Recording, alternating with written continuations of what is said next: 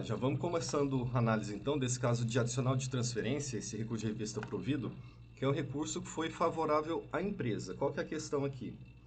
É se o adicional de transferência é devido nos casos em que a empresa paga o alojamento, né? Então, essa discussão se configura uma mudança de domicílio efetivamente pelo empregado. Você faz outros cursos aí, a pegada não é a mesma. O que me chamou a atenção no seu trabalho é a sua experiência, é o modo como que você vê, né? A primeira coisa que a gente olha é isso aqui, aí vem para cá, vem para cá. E à medida do possível que eu sou atendido, é lógico para mim, né? Não tem como não dizer que não está valendo a pena, não está compensando. Esse curso tem 6 páginas, então vai ser bem rápido a análise também, como sempre, né? A gente já vai começar meio que no meio do recurso, em que a parte fala sobre a questão da transcendência da causa.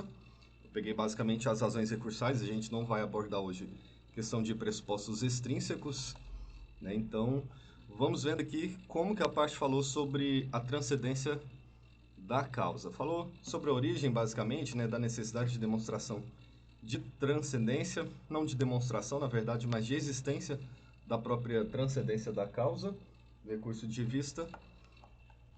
Aqui tem a abordagem sobre a transcendência econômica, dizendo que a causa é de elevado valor, né, R$ 71.262,03.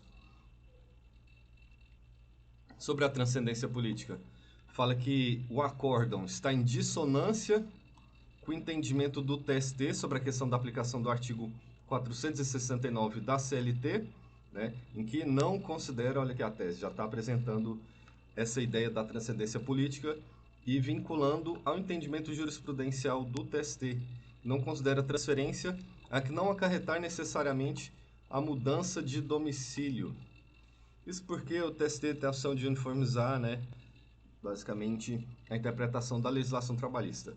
E aí, sobre esse tema específico, eu quero dizer que existe uma certa divergência interna, no âmbito do TST, sobre ser devido ou não o adicional de transferência nesses casos. Mas o recurso que a gente vai analisar hoje, ele foi favorável à empresa, tá bom?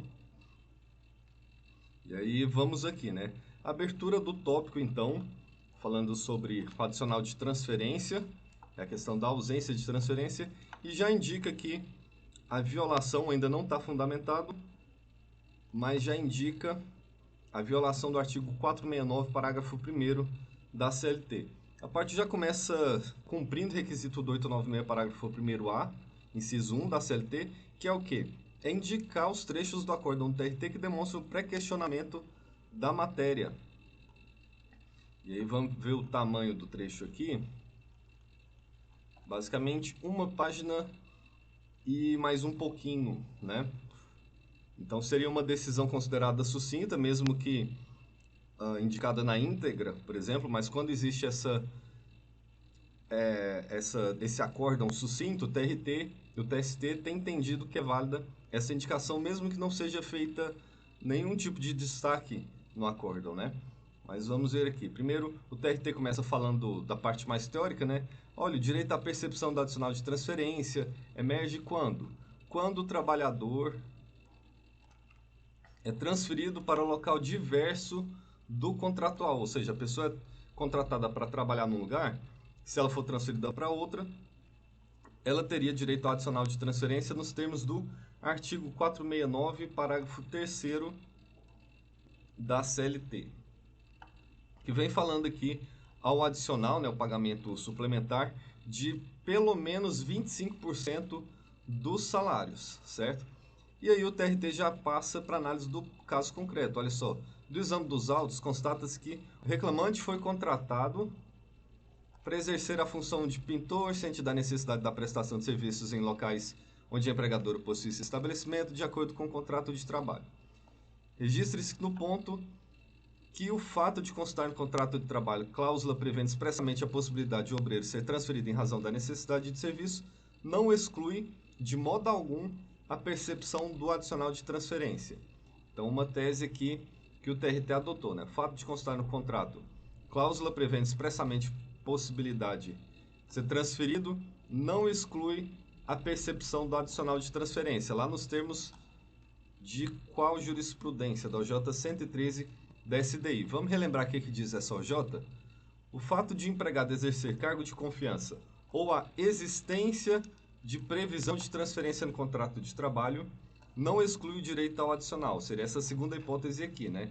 Existência de previsão de transferência no contrato de trabalho. Pressuposto legal apto a legitimar a percepção do mencionado adicional é a transferência provisória. Então o TRT está dizendo, né? Olha, houve transferência provisória, então o reclamante tem direito ao adicional de transferência. Em verdade, como disposto na OJ transcrita, para caracterização da transferência é necessário apenas, olha só, para caracterização da transferência é necessário apenas o quê? Que o empregado seja transferido de forma provisória a mando do empregador. Nesse contexto, o caráter provisório definitivo da transferência envolve mudança de domicílio, necessária para viabilizar a prestação de serviço, não decorrente da opção do autor, e a transitoriedade ou não da prestação de serviços na nova localidade. Ok, uma tese geral, eu até destacaria, colocaria um sublinhado aqui, mas não é a principal parte dessa decisão aqui não. Mais questões do caso concreto. No caso vertente, restou demonstrada, questão fática então, né, a mudança de domicílio do autor de Fortaleza para Aracati durante o período indigitado pelo autor e não impugnado especificamente na peça de defesa, na contestação, de outubro de 2014 a outubro de 2015. Então, durante um ano, né, o trabalhador saiu de Fortaleza, foi para Aracati, de outubro de 2014 a outubro de 2015. A venda reclamada, olha que aspecto fático, interessante também. O que aconteceu nesse caso específico?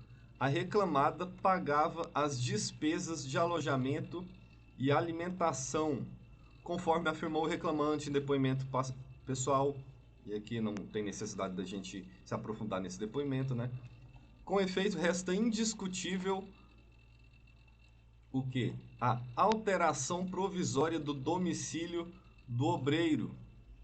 Passava alternadamente 15 dias trabalhando em Aracati, olha só, 15 dias trabalhando em Aracati, por um dia de folga em Fortaleza, no interregno de outubro de 2014 a outubro de 2015.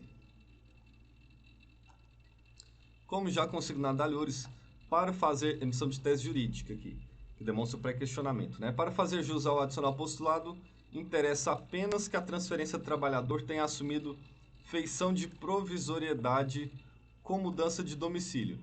Em assim sendo, impede de manter a decisão de origem, condenou a empresa a pagar o adicional de transferência durante esse período, 1º de outubro de 2014 a 1º de outubro de 2015, com percentual de 25% sobre o salário mensal e seus reflexos. Então, beleza, o TRT falou assim, olha, aqui nesse caso, o autor ficou durante um ano entre essas cidades aqui, Aracati e Fortaleza, e aí, como não foi uma transferência definitiva, ele faz jus ao adicional de transferência de pelo menos 25%, lá nos termos do 469, parágrafo 3º, da CLT. E aí aqui o recorrente sintetizou a tese dele, né? O egrégio tribunal adotou o entendimento de que no presente caso, embora o recorrido tenha sido contratado ciente da necessidade de prestação de serviços em locais onde a empregadora possuísse estabelecimento, restou comprovada a transferência provisória pelo período de outubro de 2014 a outubro de 2015.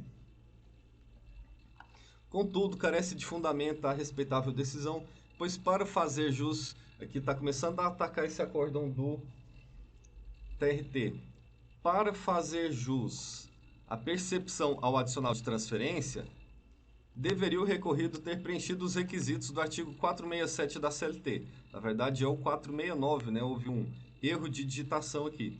A saber, transferência provisória que acarrete em mudança de domicílio.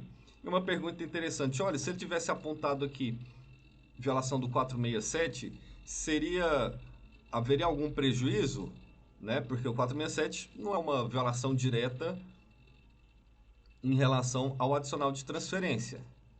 Vamos pegar aqui e ver o que foi feito logo no começo. Lembra quando eu falei artigo 469, parágrafo 1º? Se ele colocou aqui em cima esse dispositivo e fez a fundamentação baseada nesse dispositivo, não teria prejuízo esse erro de digitação aqui do 467, ok? Porque é nítida essa argumentação aqui, diz respeito mesmo ao adicional de transferência nos termos do 469 da CLT. Então, ok, aqui o recorrente está defendendo a tese de que, como não houve essa transferência definitiva,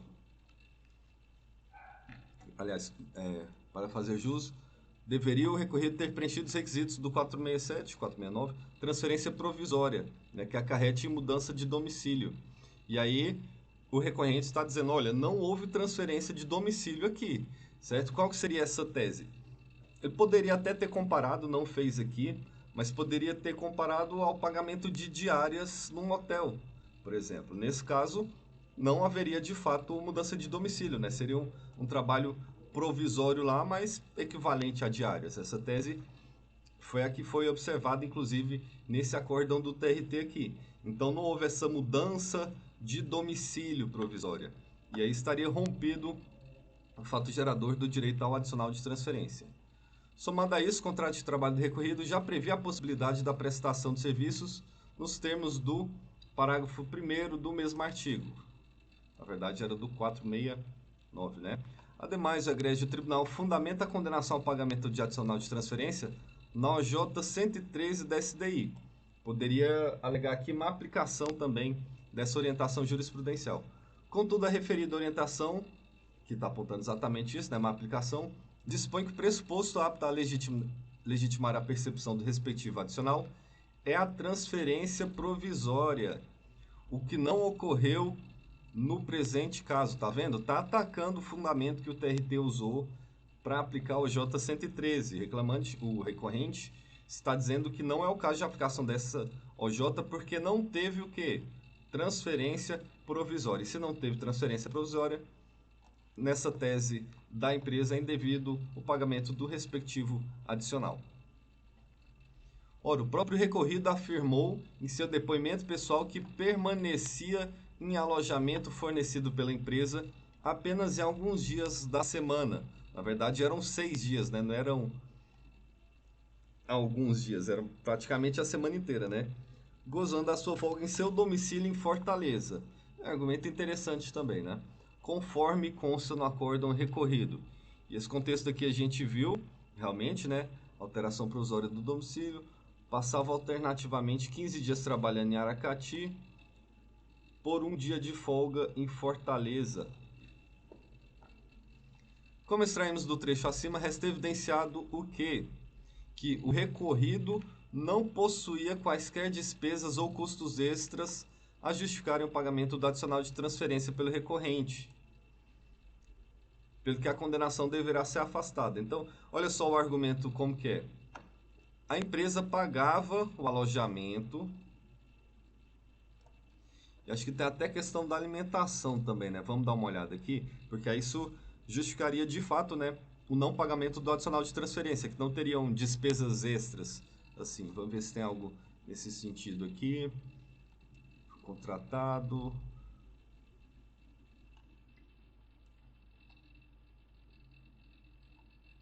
Olha aqui, o próprio TRT colocou aqui, a venda reclamada arcado com as despesas de alojamento e alimentação. Então, tá certinho esse argumento aqui, pelo menos é razoável, né? O recorrido não possuía quaisquer despesas ou custos extras a justificar o pagamento do adicional de transferência, porque essas despesas extras pela mudança de domicílio não justificariam essa parcela, né? Se a pessoa não está gastando com moradia e com alimentação, já que era custeado pela empresa, de fato parece razoável não ter esse direito, né? Ao contrário do entendimento adotado pelo egrégio tribunal, verificou-se que não houve a mudança de domicílio. Isso aqui é reenquadramento jurídico então, né? Porque o TRT consignou os fatos lá, falava, olha, o trabalhador ficava 15 dias aqui e um dia lá em Fortaleza, 15 dias em Aracati, né? E um dia em Fortaleza, então houve mudança de domicílio. E aí, que o recorrente está dizendo? O que a empresa está falando? Olha, na verdade, não houve mudança de domicílio. Eu não estou querendo mudar o fato de que o reclamante ficava 15 dias num lugar e um no outro. Estou dizendo que o fato de ter esse contexto e de o empregado ficar num alojamento pago pela empresa, e as despesas também com a alimentação eram custeadas pela empresa, demonstram que, na verdade, não houve essa mudança de domicílio. Seria questão até de discussão nos termos do direito civil, né? Que não houve o ânimo, a vontade de mudar de domicílio. Era só uma transferência bastante provisória, assim. Era só a realização de um trabalho, na verdade, em outro lugar. Volto com aquela ideia de que seria equivalente a pagar uma diária em um hotel, né? Só que no caso que era um alojamento. O empregado não passou a morar em outro lugar. Ficava lá porque, enfim, não valeria a pena. Não sei exatamente qual é a distância de Aracati para Fortaleza, né? Mas seria inviável muitas vezes ter essa ida e volta, ida e volta, ida e volta todos os dias. Mas enfim, vamos continuar analisando aqui. Verificou-se que não houve a mudança de domicílio, permanecendo o obreiro por curtíssimo período de tempo em cada localidade, não acarretando a mudança de domicílio, que é o reenquadramento jurídico aqui, né? Desta forma, não restou caracterizada a transferência, sendo indevido o pagamento do adicional de transferência. Ainda que tivesse ocorrido tal transferência, insta mencionar que o recorrido foi contratado para prestar serviço em qualquer localidade onde a recorrente funcionasse. Então, a questão de ter essa previsão expressa no contrato, como consta no acórdão, e é incontroverso, seria um argumento a mais nessa previsibilidade. Tal condição foi pactuada desde a contratação do recorrido, restando expressa tal cláusula no contrato de trabalho. Assim, o deslocamento do recorrido para Aracati decorreu da necessidade de seus serviços temporariamente na respectiva filial, ou seja, para a realização de um trabalho específico. Realização de um trabalho específico. Está de acordo com os termos do acórdão do TRT. Ora, o egrégio TRT considerou que houve transferência do trabalhador, o que faz jus ao adicional postulado. Entretanto, não é este o entendimento dos TRTs. Aqui é a parte que é demonstrar divergência jurisprudencial. Lembrando que essa decisão aqui é do TRT, salvo engano, é da 5ª região. Não. Ou é do Ceará? Eu vou ficar devendo essa informação agora. Né, da 7ª região. Eu tô lembrando aqui agora, que agora há pouco eu fui apagar alguns dados, né? E eu lembro de estar lá, TRT da 7ª região. Então vamos ver aqui, questão de divergência jurisprudencial. Quanto ao órgão prolator dessa decisão, paradigma, é outro TRT, TRT 4, do Rio Grande do Sul. Ok. Tem aqui o número do processo, data de julgamento, tá aqui, 6ª turma. Só que seria necessário, para comprovar a existência dessa divergência, colocar data de publicação numa fonte oficial, que normalmente é o Diário Eletrônico da Justiça do Trabalho. Então, isso aqui não valeria como divergência jurisprudencial. TRT 6, Pernambuco, número do processo, data de julgamento é relevante também, a data de julgamento, data da assinatura também é relevante, que é até a mesma data, né? Data de julgamento, 21 de março de 2018, assinatura 21 de março de 2018. Mas quando foi publicado, né, lá no Diário Eletrônico? TRT 3 de Minas Gerais, número do processo está aqui. Até repetiu, né, o número do processo aqui sem a pontuação e aqui com a pontuação. Porque não fala nenhuma data, então não haveria divergência jurisprudencial aqui, certo? A gente nem precisa analisar essa questão. Assim, convém destacar a redação do dispositivo legal utilizado como fundamento para a condenação ao pagamento do respectivo adicional. E aí aqui o recorrente indica corretamente o artigo 469 da CLT, parágrafos 1º e 3º. Como reforço de argumento, né, o recorrente vem colocando que o colendo do TST possui o mesmo entendimento dos regionais, conforme pode-se observar nos julgados abaixo transcritos. E aí vamos pegando aqui. Mas vamos voltar na divergência aqui para ver se tem a questão do alojamento sendo pago pela empresa. Nesse primeiro aqui não tem. Vamos ver aqui. Nesse segundo também não tem questão do alojamento, né? Esse terceiro aqui parece que tem, olha, permanecendo em estabelecimentos, alojamentos mantidos pela empresa. Especificidade teria aqui nesse acordo, mas não tem a comprovação, né? Falta cumprir o requisito da súmula 337, artigo 896, parágrafo 8º da CLT, que fala dessa necessidade de demonstrar a comprovação da divergência jurisprudencial. Vamos ver aqui esses arestos que não servem como paradigma, como divergência jurisprudencial, por quê? Porque são oriundos de turmas do TST. Aí não serve como divergência em recurso de revista. Mas vamos ver aqui a questão da especificidade. Bom, empregado residiu em hotel e imóvel custeado pela reclamada, teria especificidade. Engraçado que olha aqui, tem o número do processo, né? E nesses acórdãos do TST, a parte colocou a data de publicação em fonte oficial no Diário Eletrônico da Justiça do Trabalho. Vamos ver esse outro acórdão aqui.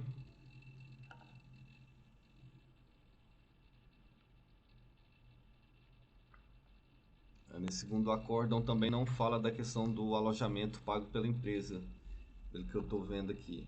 Então não tem especificidade, não vale porque é de turma, não vale como divergência porque é acórdão oriundo de turma do TST. Data de publicação, está aqui, diário eletrônico, né? Data e local de publicação, a fonte oficial, né? E o número do processo. Assim, ao contrário do entendimento esposado em primeiro grau e confirmado pelo TRT, a recorrente, tá vendo? Olha só, a sentença e o acórdão do TRT foram desfavoráveis para a reclamada. E aí ela conseguiu a reversão, isso poderia ter acontecido também com o reclamante, né? É indiferente pra gente no TST. E aí conseguiu essa reforma no TST pela primeira vez. E aí a recorrente comprovou, nos termos do fundamento do recurso de revista, que o recorrido não preencheu os requisitos legais para percepção de adicional de transferência, posto que não houve nenhuma transferência provisória, muito menos mudança de domicílio. E aí renovou aqui a violação do 469, parágrafo 1º da CLT.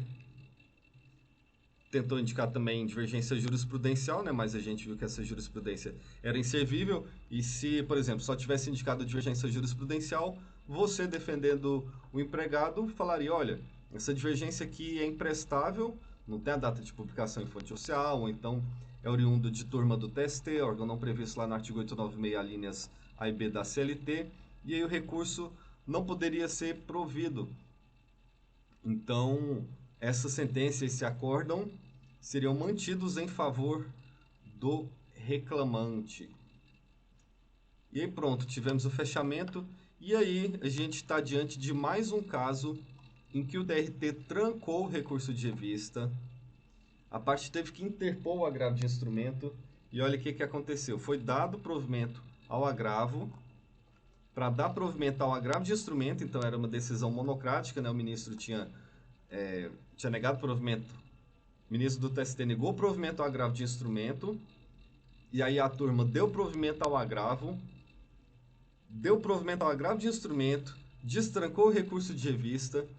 Esse recurso de revista foi conhecido por quê? Por violação do 469 da CLT. E no mérito foi dado provimento para excluir da condenação adicional de transferência e julgada improcedente a reclamação trabalhista. A inversão do ônus da sucumbência, né? Isenção do recolhimento de custas por ser beneficiário da justiça gratuita. E é isso, deu tudo certo para a empresa nesse caso aqui, então. Recurso de revista muito bom, teve algumas falhas, mas isso não impediu esse conhecimento. E parabéns para o advogado que não desistiu, né? Teve que ser dado provimento ao agravo de instrumento, e aí sim, provimento do recurso de revista, certo? Nossa análise bem rápida hoje, acho que não deu nem 20 e poucos minutos, 25 minutos talvez. E é isso, pessoal. Um abraço, até a próxima transmissão, até a próxima análise então. Até mais. Você faz outros cursos aí, a pegada não é a mesma. O que me chamou a atenção no seu trabalho é a sua experiência, é o modo como que você vê, né? A primeira coisa que a gente olha é isso aqui, aí vem para cá, vem para cá. E à medida do possível que eu sou atendido, é lógico para mim, né? Não tem como não dizer que não está valendo a pena, não está compensando.